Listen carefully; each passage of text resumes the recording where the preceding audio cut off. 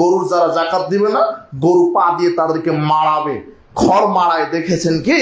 এইভাবে মারাবে। ওঠের যারা জাকাত দিবে না, ওঠ তার মুখ দিয়ে কামড় দিবে, পা দিয়ে তাকে মারাবে।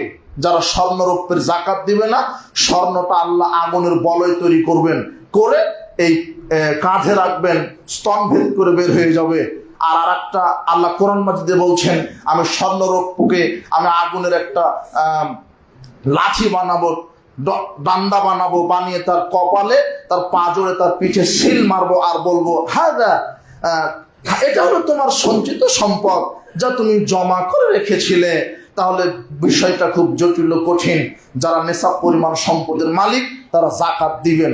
8টা খাতে জাকাত দিতে হয়। কোরআন মাজিদে আল্লাহ বলেছেন, ফকির যারা কিছুই নাই, একেবারে নিঃস্ব, তাকে বলা হয় ফকির।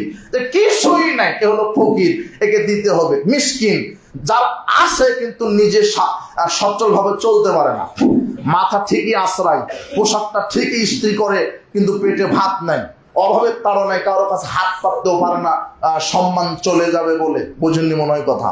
এরকম মিসকিন, এদেরকে দেখে আপনি বুঝতে পারবেন আপনার সমাজে কার অবস্থা ভালো খারাপ। এই মিসকিনদেরকে দিতে হবে।